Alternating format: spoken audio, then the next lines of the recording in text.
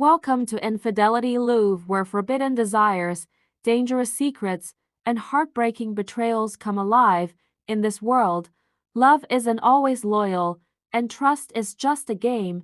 If you crave steamy drama, shocking twists, and stories that keep you on the edge of your seat, you've found your new addiction. Subscribe now, like your favorite moments, comment, and share because at Infidelity Louvre, every secret has a price and every heart has a story. My name is Claremont, but people just call me Clare.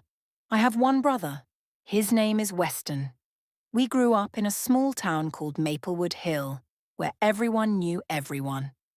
Weston and I were very close when we were kids. We played in the woods, chased fireflies at night, and shared secrets. But something changed when we got older. Weston met a girl named Maribel. She was pretty, with big green eyes and hair the colour of sweet honey. At first, I liked her. She laughed at my jokes and called me her future sister. But deep down, something about her made my stomach feel funny. Like when you drink sour milk. One sunny day, Weston called me. "Claire, I'm getting married," he said. I was happy for him. So happy that I told him I'd pay for the whole wedding. I had saved up money for years. I worked extra hours, skipped vacations, and didn't buy the shiny blue bike I always wanted. Weston said, "You're the best sister ever." So I gave him all the money, $10,000. I wanted him to have a big, beautiful wedding. Maribel sent me pictures of white flowers, golden chairs, and a tall cake with 6 layers. I waited for my invitation. Days passed, then weeks. No card, no message, no call. I went to Mum's house and asked, "Mum, when is the wedding?" Mum's face turned pale. She looked at her hands. "Sweetie, it was yesterday." I felt like the sky had fallen on my head. Yesterday? Why didn't anyone tell me? She didn't answer. My heart cracked like a glass dropped on the floor. I left the house, my chest heavy. I walked to Weston's place. I banged on the door. Weston opened it. His face was red. His hair was messy. Maribel stood behind him wearing a white nightdress. She didn't look happy to see me. "Why wasn't I at your wedding?" I asked, my voice shaking. Weston's lips trembled. "Claire, it wasn't my idea." Maribel stepped forward. "We didn't want you there." I felt like the earth under my feet disappeared. "Why?" I whispered. Maribel smiled in a way that made my skin crawl. "Because Weston belongs to me now. No more big sister telling him what to do. No more you." I couldn't believe my ears. But it wasn't just that. One day, while walking by the river, I saw something. Something I wasn't meant to see. Maribel, with another man. A tall man with dark hair and a long scar on his cheek. His name was Reuben. They were holding hands, kissing. I hid behind a tree. My heart beat so loud I was sure they could hear it. Maribel whispered, "I'll get the money." I already made him marry me. "Soon we'll leave this town." I covered my mouth. She was using my brother. And he didn't know. I had to warn Weston. But how? Would he believe me? Would he listen? The next night I sneaked into Weston's house. I needed proof. I needed something that would make him believe. His bedroom was dark. I tiptoed in. Then I heard a voice. "I told you to get rid of her." It was Maribel. "She's nosy, she'll ruin everything." Reuben's voice followed. "Tomorrow, meet me by the old mill." My stomach twisted. I had to get out. I had to plan. Because now, they wanted me gone. And the worst part was, I wasn't sure Weston wasn't in on it too. I held my breath, heart pounding, as the clock ticked slowly in the dark room. Would I make it out? Would I save my brother from the biggest mistake of his life? I didn't know yet. But one thing was sure. I wouldn't give up. Not now. Not ever. I crouched low behind Weston's old wooden dresser. My heart was beating so loud it sounded like a drum inside my head. I could still hear Maribel's voice. "She's always been a problem," she hissed. "Tomorrow night," Reuben said, his voice like ice, "we'll finish it." Finish what? Were they going to hurt me? I swallowed hard and looked around the room. I needed something. Anything. A phone, a paper, A clue. That's when I saw it. A little black notebook, half hidden under Weston's pillow. I grabbed it and carefully slipped out of the room as Maribel and Reuben went down the hallway. I tiptoed through the dark house, past the kitchen and out the back door. Once I was safe behind a big oak tree, I opened the notebook. The first page had Weston's messy handwriting. It said, "If anything happens to me, check the blue box in the attic." My stomach did a flip. Why would Weston write that? Was he scared too? Did he know something I didn't? I stuffed the notebook in my pocket and made my way home in the dark. The wind howled, and tree branches scratched against the windows. I didn't sleep at all that night. At sunrise, I hurried to our old house where Mom still lived. The attic was dusty, full of cobwebs and old toys. I searched and searched, sneezing from the dust. And then, there it was. A small blue box locked with a rusty clasp. I pried it open with a hairpin. Inside were letters, dozens of them. Love letters. Not from Weston to Maribel, but from Reuben to Maribel. And worse, one letter was written by Maribel to Reuben. It said, "I married the fool. In 1 month, we take the money and leave. Claremont will never see it coming." My hands shook. They had been planning this all along. It wasn't just about keeping me away from the wedding. They were after Weston's life, his money, his everything. I snapped photos of the letters with my phone. My fingers were trembling so badly I could barely press the button. Then a voice came from behind me. "What are you doing, Claire?" I turned. It was Weston. His face looked tired, his eyes sad. I didn't know what to say. I just handed him the letter. He read it. His hands dropped to his sides. "She lied to me," he whispered. "All this time. She told me you didn't want to come to the wedding. She said you hated her, that you left town." Tears filled his eyes. I was a fool. I grabbed his hand. "It's not too late, Wes. But we have to be careful. They're planning something for tonight at the old mill." His jaw clenched. "Then we'll be there." And just like that, the brother I thought I'd lost came back. But the danger wasn't over. Not even close. Because Maribel and Reuben, they didn't know we'd found out. And the night was still coming. And anything could happen in the dark. The sun went down slowly that evening, painting the sky orange and pink, but I wasn't watching it. Weston and I sat in my small living room, the blue box between us. The letters now scattered on my table felt heavy, like tiny paper knives stabbing at the heart. Weston looked pale. His hands wouldn't stop shaking. "I can't believe I married her," he whispered. I reached for his hand. "You didn't know, Wes. She fooled everyone. Even me for a while." Then Weston looked at me, his voice lower, almost a whisper. "There's something you don't know, Claire." My stomach tightened. "What?" I'm not sure if I should tell you now." "Weston, you have to." He ran a hand through his messy hair. "A week before the wedding, I found out Maribel was pregnant." I gasped. "With Reuben's baby," he finished. The room spun. I held onto the table. "How do you know?" "She told me it was mine.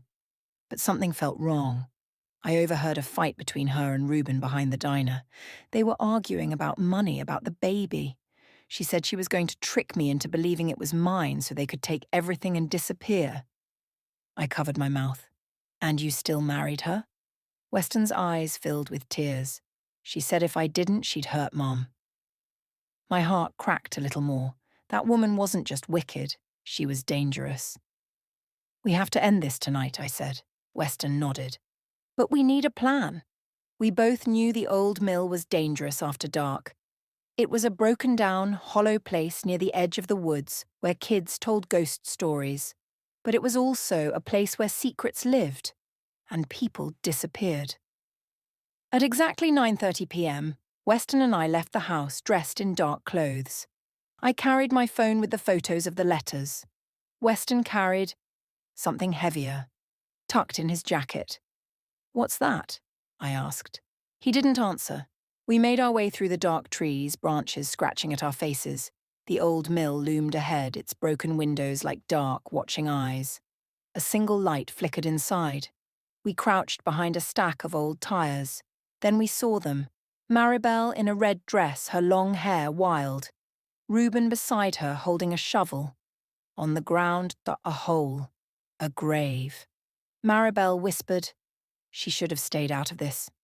Now she's gone for good." Reuben grinned, a crooked, evil grin. "Where's the sister now?" Weston gripped my arm. His face was pale as chalk. I pulled out my phone, started recording. But then a twig snapped under my foot. Maribel spun around. "Who's there?" I froze. Reuben grabbed a flashlight and pointed it toward us. The beam landed on Weston. "Well, well," Reuben sneered. "The fool arrives." Maribel smiled coldly. "I guess we finished this early." Weston stepped out. "Not so fast." He raised the thing from his jacket. It was an old revolver, Dad's old gun. "Stay back," Weston warned. But Reuben laughed. "You won't shoot." I knew Weston wouldn't, but I would. I grabbed a rock from the ground and threw it hard, hitting Reuben's hand. The flashlight fell. Darkness swallowed the room, then everything happened at once. A gunshot. A scream. Running feet. Heavy breathing. I grabbed Weston's hand. "Run!" We darted toward the woods. Behind us, Maribel's voice screamed like a wild animal. "You can't run forever, Claire." But we did run, and now we had a new problem. One bullet fired, and no one knew if it hit someone. No one knew if Reuben was alive, and no one knew how this would end. We didn't stop running until the trees swallowed us, branches cutting our arms and sharp rocks stinging our feet. The night was thick and heavy, like a blanket made of shadows. Weston was breathing hard. "Did I hit him?" I shook my head. "I don't know." Behind us, the old mill was silent again. No footsteps, no screams, no flashlight beam chasing us. But we both knew. They were still out there. Somewhere. We reached an old hunting shack deep in the woods. It was a place Dad used to take us when we were kids, long before everything went wrong. The door creaked open, and the air inside smelled like dust and old wood. I sat down on a crooked chair, my legs shaking. Weston dropped the gun on the table. "I wasn't going to shoot." "I know," I whispered. "But you might have." He buried his face in his hands. "I can't believe this is my life." I didn't answer. I couldn't. Because somewhere deep down, a small cold voice was telling me it wasn't over. Not even close. And I was right. Because outside something moved, a soft crack like a twig breaking. Weston and I both froze. "Did you hear that?" I whispered. He nodded, eyes wide. We turned off the single lantern inside the shack. Darkness swallowed us again. Another sound, a slow, careful step, and then a voice. But not Maribel's, not Reuben's. Another voice, a man's voice. "Claremont, Weston, come out now. I know you're in there." My stomach dropped. It was Sheriff Alden. Why was he here? How did he know where we were? Weston peeked through a crack in the wood. His face went pale. "Claire, he's not alone." "Who's with him?" Weston's voice trembled. "Maribel."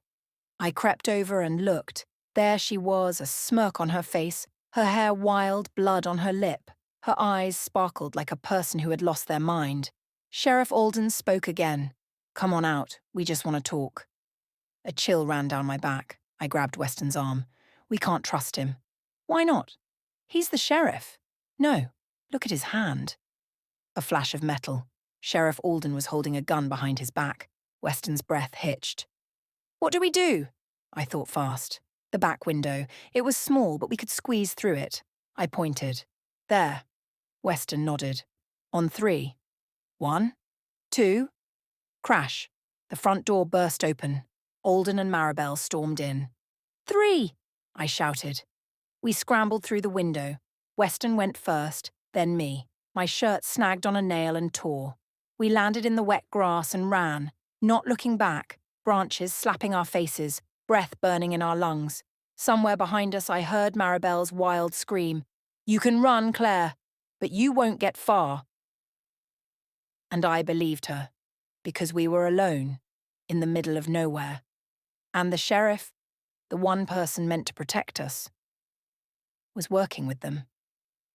I grabbed Weston's hand. We need to get to Miller's Creek. That's 5 miles away. We'll make it. We had to, because now it wasn't just about saving Weston's life. It was about saving mine, too. And maybe, just maybe, finding out how deep this sick, twisted plan really went. And something told me we hadn't even scratched the surface. The night air was thick, wet, and cold as we ran through the endless trees. My lungs felt like fire. Weston was limping, his left ankle twisted from when he fell near the creek bed. But we couldn't stop. Not now. Not with Sheriff Alden and Maribel hunting us like animals. Weston grabbed my wrist, pulling me behind a thick old tree. We can't keep running like this, he gasped. I can't. I wiped the sweat from my face, my hand trembling. We don't have a choice. He leaned against the tree, his face pale, his chest rising and falling like a broken drum. A hoot from an owl made us both jump. Then, a flicker of light in the distance. A lantern. It swung back and forth. Then another. Voices. They went this way. It was Reuben. I felt my stomach twist. They won't make it past the creek, Sheriff Alden's deep voice growled. Weston gritted his teeth. I can't believe he was part of this. I shook my head. Neither can I. But it makes sense now, Wes. I thought back to all those years growing up in Claremont. Sheriff Alden had always been around Maribel's family. Too close, too friendly. People whispered about how he used to date her mother, how there was bad blood between Alden and our dad before Dad passed. It all made sense now. The lies, the setup, the way I was pushed out of the wedding, the money, the unborn baby, the grave they were digging, and maybe a murder plan that had been years in the making. Weston tugged on my sleeve. I can't go on. I looked around. There was only one option, an old underground storm shelter near Miller's Creek. Dad used to hide beer there when Mum got strict. If we make it to the shelter, we can rest, I said. Weston nodded. We moved quietly now, crouching low, hearts pounding in our ears. The lights in the distance grew smaller. The voices faded. But one voice didn't. A whisper. A woman's voice. Right behind me. Claire! I spun around. No one. I grabbed Weston's arm. Did you hear that? He swallowed. I did. We started running again, but the whisper came back. Claire, it's not over. Then a cold hand brushed my hair. I screamed and spun around. Nothing. Weston's eyes were wide. We need to go. Now. We ran, the trees closing in until finally, there it was. The crooked metal door of the storm shelter half buried in moss and dirt. I yanked it open. The smell of damp earth hit me like a punch. Get in, I told Weston. He hesitated. What if it's a trap? It's the only place left. He slid inside. I followed, pulling the door closed just as a lantern's glow lit up the clearing behind us. I held my breath. Through the crack in the door, I saw Reuben step into view, the shovel resting on his shoulder. Maribel appeared beside him, her red dress torn, blood on her knee. Sheriff Alden followed last, his face calm, cold. She's close, Alden said, sniffing the air like a hunting dog. Real close. I held Weston's hand tight. We didn't move. We didn't breathe. Then Maribel smiled, pointing right at the shelter. Check there. My heart stopped. Weston's eyes widened. I reached for Dad's old rusted wrench lying in the corner of the shelter. It was about to be us, or them. And we weren't going down easy. The storm shelter felt like a tiny grave as Weston and I crouched in the dark. Dirt crumbled from the ceiling. Water dripped somewhere. My heart banged against my ribs so loud I was sure they'd hear it. Above us, footsteps crunched the dead leaves. Sheriff Alden's voice came first. Open it, Reuben. Reuben laughed. With pleasure. The shelter door rattled. I gripped the wrench tighter, sweat slipping down my face. Weston whispered, If we die, Claire. I'm sorry I let them push you out of my life. Tears burned my eyes. We're not dying, Weston. Another yank on the door, then a loud bang from behind them. "Freeze!" someone shouted. It was Deputy Miles, young, brave, and the only person in town who never liked Alden. Flashlights cut through the dark, guns cocked. Maribel shrieked, "It's a lie! It's all lies!" But it was too late. In minutes, everything unravelled. Deputy Miles had been following Alden, suspicious of his late-night meetings with Reuben. He'd gotten a tip from an old neighbour who saw the grave being dug behind the mill. The letters I left on my phone, I'd sent them to him before we ran. They had proof of everything. Alden was arrested on the spot. Reuben tried to run, but Weston, limping and angry, tackled him to the ground with a strength I didn't know he had. Maribel screamed and begged, but I just stared at her, no pity left. "You should have left us alone," I said. In the end, justice came for them all. The next morning I sat beside Weston at Mom's old kitchen table. The sun finally shone through the windows. Clean, bright, and peaceful. Weston's hand trembled as he passed me a letter. "I should have given you this before the wedding." It was a note from Dad before he died. To Claire. "If trouble ever comes, remember, the truth always wins, and family should never let the devil in the house." I wiped a tear. Weston spoke softly. "I'm sorry for everything, for shutting you out, for trusting the wrong people." I nodded. "Me too." And for the first time in years, I felt like maybe we'd heal. Moral lesson. In life, sometimes the people closest to us can betray us the deepest. Greed, jealousy, and lies might win for a while, but the truth always has a way of rising up. It teaches us to listen to our instincts, never turn a blind eye to evil, and never let wicked people divide those we love. Because family is precious, and you should never let the devil in the house. Thank you for watching. From the bottom of my heart, thank you for watching and supporting my videos. Your time, your comments, and your love mean everything. Every view, like, and share keeps this channel alive, and I couldn't do it without you. If you enjoyed the story, don't forget to like, comment, and subscribe. Your support helps bring even more passionate, emotional, and unforgettable love stories to life. Stay tuned for more drama, romance, and unexpected twists. Until next time, keep loving, keep feeling, and keep watching. Much love, Infidelity, love.